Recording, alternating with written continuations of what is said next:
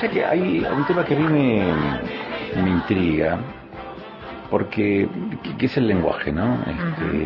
Y hay ciertas presunciones respecto de que el lenguaje, con el desarrollo de las nuevas tecnologías de la comunicación e la información, más la popularización de las redes sociales, la imagen le va ganando espacio a las palabras, ¿no? Y claro, y seguimos hablando, aún así seguimos hablando de alfabetización, entendida en el sentido más amplio, es decir, aprender a leer y escribir. Y hoy lo que tenemos es un predominio de las pantallas, en donde, bueno, se puede leer y escribir, pero hay una fuerte preeminencia de la imagen. Y la palabra es una abstracción. La palabra las palabras condensan una idea, es una abstracción, ¿no? Representan algo. Lo que motivan es la imaginación, en todo caso. Ahora, la imagen pareciera que le va ganando terreno a la imaginación, es decir, a la palabra. Claro, al abstracto, digamos. Y claro, y en este sentido, ¿es pertinente seguir hablando de alfabetización? ¿O de qué deberíamos estar hablando? Pero bueno, vamos a hablar con Gastón Kelly, que es coordinador del área de desarrollo humano de la Fundación Libertad y Progreso. Gastón, bienvenido aquí a M550. Rocío Suárez, Agustín Amado, te saludan. Buenos días, Rocío y Agustín, un gusto y bueno, muchas gracias por el llamado, por el espacio. Bueno, cuando hablamos de alfabetización, ¿de qué se habla? Y hoy casi que de crisis, te diría. Nosotros supuestamente tenemos un país en el que solamente el 1,9% de la población no sabe ni leer ni escribir. Esto es el dato que da el censo del 2022 que se hizo en Argentina. Ahora, si hacemos doble clic y vamos a los datos que dio la primera alfabetización del año pasado, el número nos da que el 11,6% de los alumnos apenas están iniciando en la lectura de textos simples, lo cual es un drama importante, ¿no? Son chicos de tercer grado que recién ahora están empezando a leer textos simples. Está un poquito alejado de ese 1,9 de la población que no sabe leer ni escribir. Gastón, sí, yo entiendo y entiendo fuertemente el peso que tienen las palabras, ¿no? Porque las palabras tienen una densidad y que las diferencia una de otra, aun cuando parecieran significar lo mismo, parecieran ser sinónimos. Segunda mitad del siglo XIX,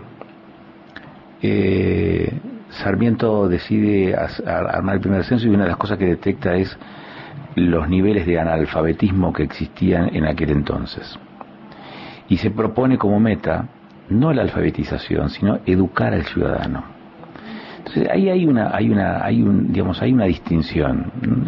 Y nosotros hoy, un siglo y medio después, estamos hablando de alfabetizar.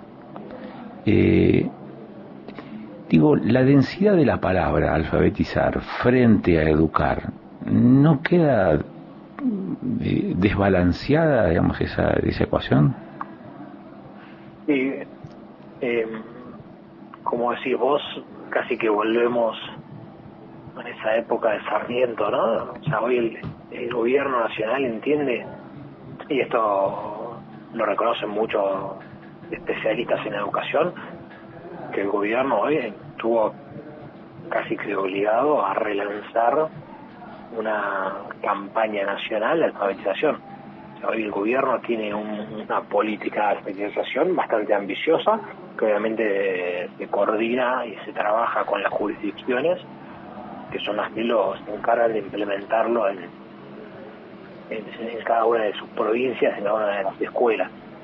El tema es que, por ahí si estoy entendiendo a dónde vas vos con tu pregunta, ¿cuánto podemos profundizar en la educación si tenemos chicos que no comprenden lo que están leyendo. No tienen, los datos, o leen lento y no entienden. Hace un rato, mientras esperaba, te escuché que hablabas sobre todo lo digital, ¿no? Las pantallas, los videos. Bueno, eso también está rompiendo un poco con los chicos.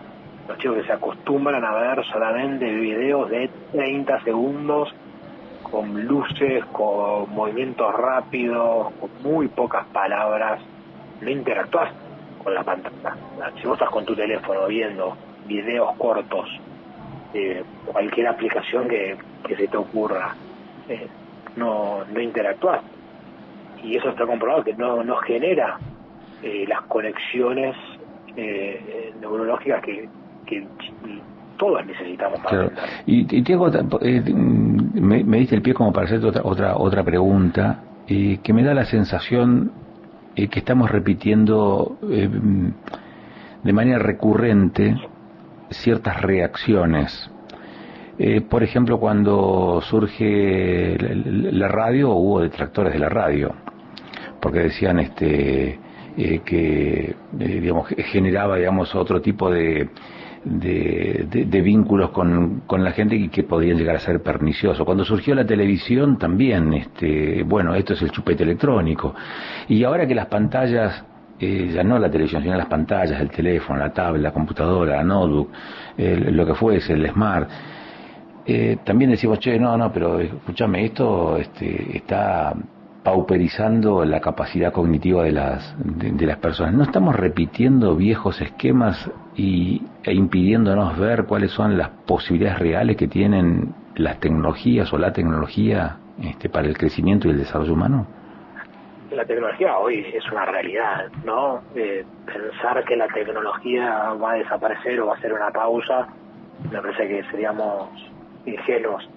Y creo que, como todo, es un fino balance entre usar una computadora, usar una tablet, usar cualquier inteligencia artificial que se te ocurra, pero en contrapartida la necesidad de leer las palabras en papel, de charlar con los adultos, de investigar, ir a agarrar un libro, agarrar papers, lo que sea, para vos poder también formarte y formar ese hábito de, bueno, voy al libro, voy al texto, voy al ChatGPT.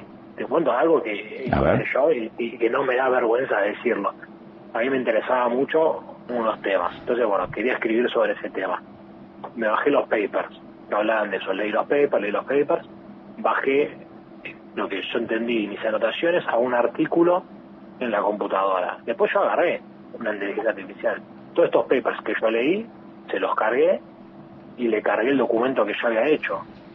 Y empecé un ping-pong por ese chat y pude ir mejorándolo. Después lo saqué, lo compartí con un compañero de trabajo que me dio devoluciones y a eso mismo después lo seguí trabajando por mi cuenta. Entonces, yo no veo ChatGPT, por decir un ejemplo, como algo peligroso. El tema es solamente eso, porque nos limita a nosotros a la hora de poder escribir, poder leer. O sea, no, yo lo mando todo a la inteligencia artificial. Bueno, pero tenemos que tener la capacidad de comprender y entender lo que estamos leyendo, sobre todo con los chicos, porque hace un rato cuando te decía los índices de tercer grado, si hacemos de nuevo doble clic en ese 11,6, vemos que el 14,3% en las escuelas de gestión estatal tienen bajo nivel de lectura, pero solamente el 4,1% en la gestión privada. Obviamente los colegios privados suelen por ahí tener mejores profesores, pueden tener mejores sueldos, bueno, toda una discusión que por ahí no es tanto en este momento, pero sobre todo lo que tienen es la materia prima con la que trabajan, ¿no? O sea, en qué nivel llegan los chicos a la escuela de gestión privada y en qué nivel llegan los chicos a la escuela de gestión estatal. Y hay algo ahí que es sumamente importante, que son los espacios alfabetizadores. ¿Qué es un espacio alfabetizador? Es que en tu casa, tu mamá, tu papá, tu abuela, quien sea, te hable a vos mirándote a la cara, modulando, usando palabras ricas, palabras buenas, leyendo vos, que tus hijos te vean leer, que vos le leas a tus hijos, que tu hijo pueda agarrar un libro y verlo, que vea un cuadro. Todo eso va generando un ambiente que el chico empieza a recibir. María Montessori habla mucho de los periodos sensitivos, y el periodo sensitivo del habla es increíble, porque arranca desde la panza de la madre y continúa hasta los 6 años. Y uno dice, son esponjas que reciben palabras. Bueno, todo eso en muchos ambientes se aprovecha y en muchos ambientes no.